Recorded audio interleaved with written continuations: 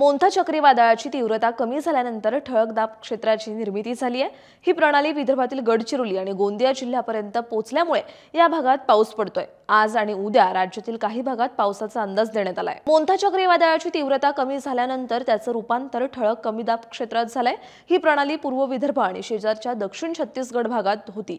ही प्रणाली उत्तर वायव्येकडे वाटचाल करते। समुद्र सपाटीपासून 7.6 किलोमीटर पर्यंत चक्राकार वाऱ्यांची स्थिती आहे। ही प्रणाली पुढे उत्तरेकडे वाटचाल करत पूर्व मध्य प्रदेश आणि शेजारच्या उत्तर छत्तीसगडकडे सरकून तीव्रता कमी होण्याची शक्यता आहे। राज्यातील काही भागात पुढील 2 दिवस पावसाचा अंदाज आहे। आज विदर्भातील बुलढाणा, अकोला, अमरावती, वर्धा, नागपूर, यवतमाळ, वाशिम, भंडारा, गोंदिया, चंद्रपूर आणि गडचिरोली जिल्ह्यात काही ठिकाणी ढगाळ हवामानासह हलक्या ते मध्यम पावसाची शक्यता आहे। तर मराठवाड्यातील छत्रपती संभाजीनगर, जालना, परभणी, नांदेड, हिंगोली, बीड आणि धाराशिव जिल्ह्यात काही ठिकाणी हलक्या ते मध्यम पावसाचा अंदाज देण्यात आलाय।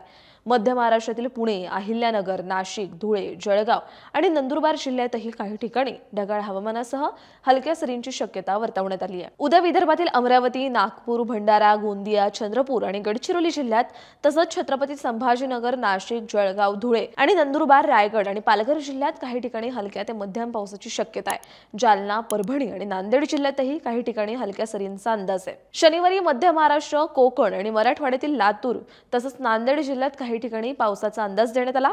रविवारी बीड, जालना, छत्रपती संभाजीनगर, नाशिक, धुळे, जळगाव आणि नंदुरबार तसंच पालघर आणि ठाणे जिल्ह्यात काही ठिकाणी हलक्या पावसाची शक्यता वर्तवण्यात आली आहे। अशाच हवामान अपडेटसाठी अॅग्रोवनला सबस्क्राइब करायला विसरू नका।